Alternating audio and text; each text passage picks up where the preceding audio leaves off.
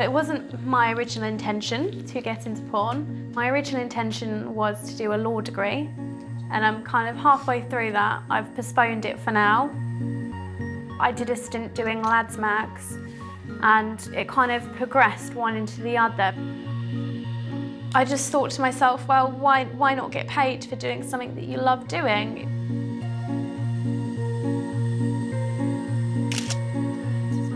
My fan base is mainly on either Instagram or Twitter. It's a 24-hour, round-the-clock job, it never really ends. So I'll just put a little caption like, on adult webcams, come and find me. If I'm going to do webcamming, I post where I'm going to be at what time, and I can guarantee people will turn up. When you think about the porn industry, you think about all the stigmas. There are definitely cons. You're going to be labelled a whore, slut, prostitute, people sending hate mail, that kind of thing. People are going to think that I'm riddled with God knows how many STIs, that I'm fucking someone different every minute of the day, and that's all that I do, and that's all there is to me. For me, I almost kind of don't care because my love for my job kind of outweighs them. It conquers all. Hiya. I used to hate webcamming a lot because when I first started doing it, I was quite nervous and very shy. But now I know what I'm doing, I'm fine doing webcamming. How are you feeling for me today? So many girls do it. Not even porn stars, just normal, average girls. Mums that take their kids on the school run and then they go home, get a shower, whatnot, get changed, and then jump on cam. Oh, that's it. Oh, that's it, baby. That's it. Yeah, I got £22 from that. It's not bad, is it, for what, a couple of minutes work?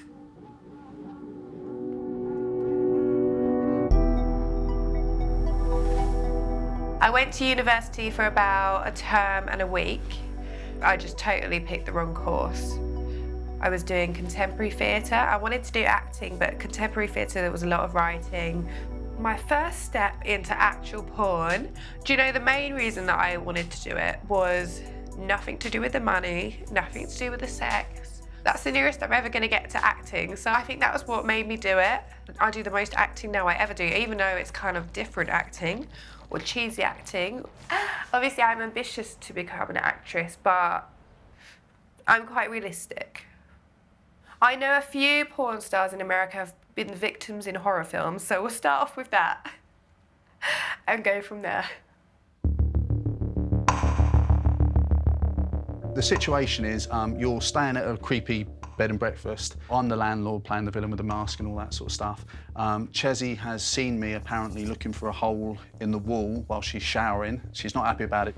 All right then, so what we're going to do, we're just going to tie you up now then, Chezzy. Your arms or whatever will go numb at some point, but don't worry, it's completely and utterly normal. Totally relax your lips as they are now, and it sits over the top of your lips. With this kind of fetish porn, where there's no requirement for open leg or indeed anything sexual, if you wanted a 20-minute custom with one model, you'd be looking somewhere in the region of 160 to 170 pounds. Go for it, nice and subtle.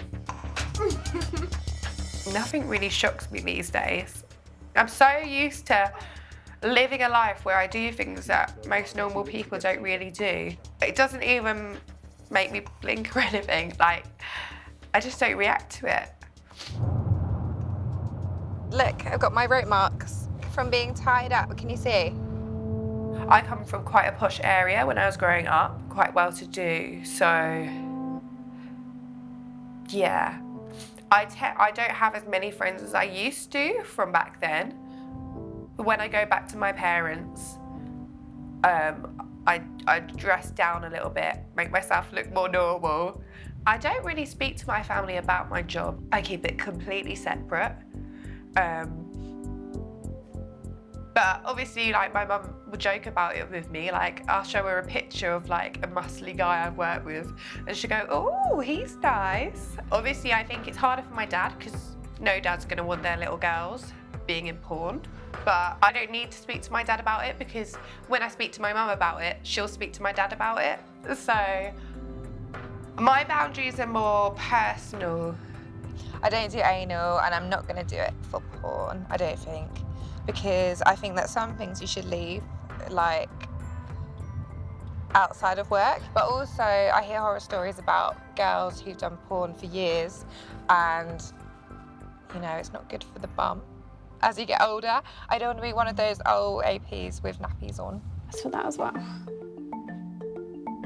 All of this stuff here is everything that I am going to sell. It's stuff that I've worn many times before on things like shoots.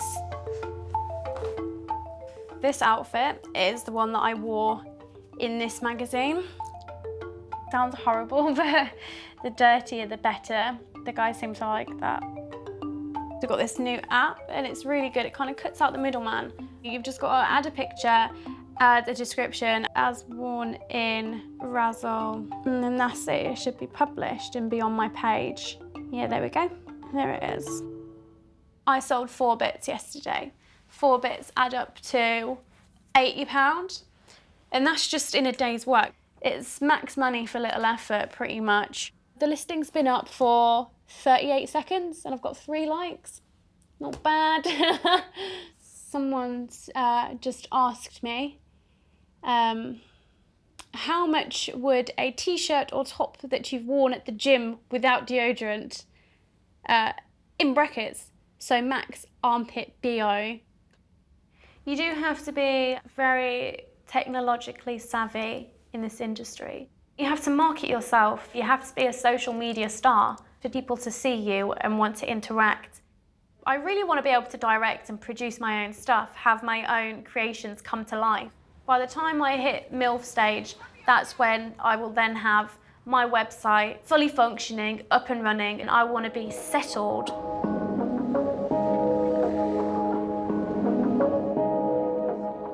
I used to come a lot for my lips, but I've got them to the size that I want, so I've stopped coming for my lips for a bit. You mean I refuse to do them anymore for you? Tell the truth, Chessie. Yeah, he wouldn't do my lips any bigger at the moment. I think it was about a year after I'd started porn, I'd saved up enough money for surgery, so I got my first boob job. And then from there, I got my nose done, my second boob job. I got my nose in Belgium. I had about half of it shaved off and like curved, like a ski. Slope. Yeah, that's what I meant. Ski slope. Yeah. I've always planned to have it done. It wasn't anything to do with the porn at all. And then I might get another boob job next year and maybe another nose job if it's not exactly how I want it. I like the fake look. Kind of like, not like a blow-up doll, but kind of... Thank goodness for that. Do you get likened to one of those, though? Is that what people think you look like? Sometimes, yeah. How do you feel about that? I don't mind. I don't know, I like just extreme, over the top, slightly out of proportion for my body. I want them to look like big fake boobs. Why would I want to pay for them if they're going to just look like they're natural? It wasn't to help my career or anything. Like, I literally wanted that. Even if I was working in a supermarket, I would have still got my same plastic surgery. But the only way I could afford it was with the job that I have. My work has just helped me create my look. But obviously it doesn't benefit in some ways because I can't do like the teen porn because I have giant tits. There, we just got one little bit left to do. Just got my blowjob lines. That's not appropriate, Chessie. Am I allowed to say that? No, you're not allowed to say that until you leave the office.